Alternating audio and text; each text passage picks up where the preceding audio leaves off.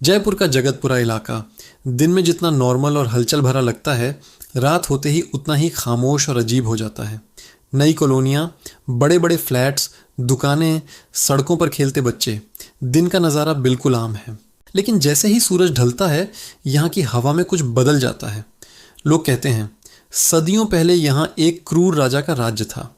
उसके राज्य में एक बार ऐसा अकाल पड़ा कि लोग दाने दाने को तरस गए। जब भूख से मरते गांव वाले राजा के पास मदद मांगने गए तो उसने उन्हें मदद देने के बजाय मरवा दिया। उन्हीं मरने वालों में एक औरत थी जिसका नाम था लक्ष्मी।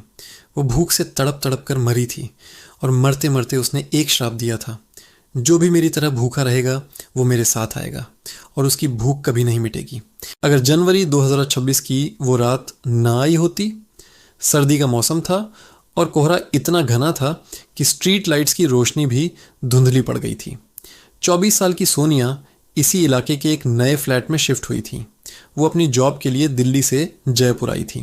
पहला दिन भागदौड़ में निकल गया। पड़ोसियों से थोड़ी बहुत जान पहचान हुई, सामान सेट किया, सब कुछ बिल्कुल ठीक था। लेकिन रात के 11 बजे के बाद अजीब घटनाओं का सिलसिला शुरू हुआ। सोनिया रात में चाय बनाने के लिए किचन में गई। अचानक उसके फ्रिज का दरवाज़ा अपने आप खुल गया। उसने अंदर देखा तो हैरान रह गई। फ्रिज बिल्कुल खाली था। दूध का पैकेट, ब्रेड, फल, सब कुछ गायब था। उसे लगा कि शायद मैंने दिन में ही सब खत्म कर दिया होगा, ध्यान नहीं रहा। लेकिन उसे अपना पेट भरा हुआ भी महसूस नहीं हो रहा था। वो ये सोचकर सोने चली गई कि सुबह देखूंगी। रात के करीब 2 बजे होंगे। किचन से बर्तनों की खनक सुनाई दी, जैसे कोई चम्मच चला रहा हो, कुछ बना रहा हो। सोनिया की नींद टूट गई। वो डरते डरते उठी और किचन की तरफ गई। वहाँ कोई नहीं था, लेकिन गैस का बर्नर जल रहा था और उस पर एक पुरानी मिट्टी की देगची रखी हुई थी। ये देगची उसने पहले कभी नहीं देखी थी। देगची के अंदर कुछ सफ़ेद गाढ़ा सा उबल रहा था। देखने में दूध जैसा लग रहा था, लेकिन उसमें से एक अजीब सड़ांध जैसी बदबू आ रही थी। सोनिया ने फौरन गैस बंद की और डर के मारे अपने बेडरूम में वापस आ गई। लेकिन जैसे ही वो बिस्तर पर लेटी, उसे ज़ोरों की भूख लगने लगी। ऐसी भूख जैसे उसने सालों से कुछ खाया ही ना हो। उसका पेट अंदर धंसा जा रहा था। वो खुद को रोक नहीं पाई और वापस किचन की तरफ भागी। उसने फ्रिज का दरवाज़ा खोला तो चौंक गई। फ्रिज अब फिर से भरा हुआ था। दूध, ब्रेड, फल, सब कुछ अपनी जगह पर था। उसने जल्दी से एक सेब उठाया और खाने लगी। लेकिन जैसे ही पहला टुकड़ा मुंह में रखा, उसका पूरा मुंह कड़वाहट से भर गया। ऐसा लगा जैसे उसने जहर खा लिया हो। उसने फौरन उसे थूक दिया। अगली रात सोनिया सो नहीं पा रही थी। कमरे में ठंड बहुत ज़्यादा बढ़ गई थी। सारी खिड़कियां बंद थीं, फिर भी ऐसा लग रहा था जैसे बर्फीली हवा चल रही हो। तभी उसकी नज़र खिड़की के शीशे पर पड़ी। बाहर एक सफ़ेद छाया खड़ी थी। एक औरत का धुंधला साया, जिसके बाल लंबे थे और उसने सफ़ेद साड़ी पहन रखी थी। उसका चेहरा साफ नहीं दिख रहा था, सिर्फ 2 आंखें चमक रही थीं, बिल्कुल काली गहरी आंखें। सोनिया की चीख निकल गई। वो साया दीवार को पार करता हुआ कमरे के अंदर आ गया। अब वो छाया सोनिया के बिस्तर के बिल्कुल पास खड़ी थी। कमरे में एक धीमी भूखी सी आवाज़ गूंजी। भूख लगी है ना? मैं भी भूखी थी।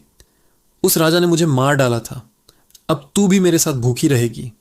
सोनिया डर के मारे बिस्तर से उछली और दरवाजे की तरफ भागी। लेकिन दरवाज़ा जाम हो गया था। वो खुल ही नहीं रहा था।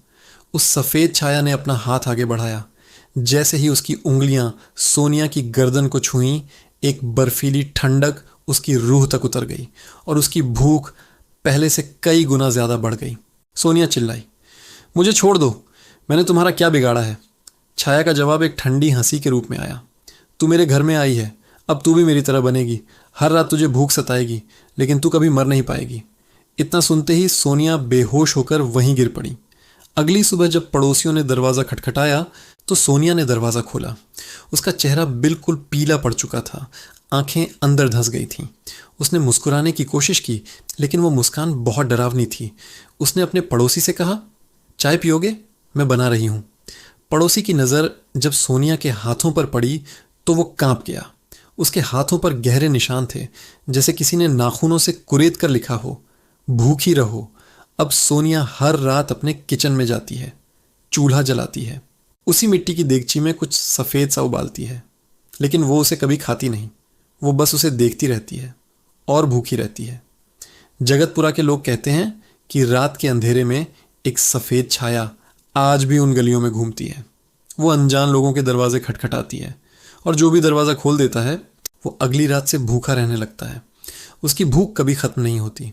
कभी कभी सुबह के वक्त लोग कहते हैं कि सोनिया के फ्लैट से एक सिसकी भरी आवाज़ आती है, भूख लगी है, बहुत भूख लगी है। और उस फ्लैट की खिड़की के बाहर एक सफ़ेद छाया खड़ी इंतज़ार कर रही होती है अपने अगले शिकार का।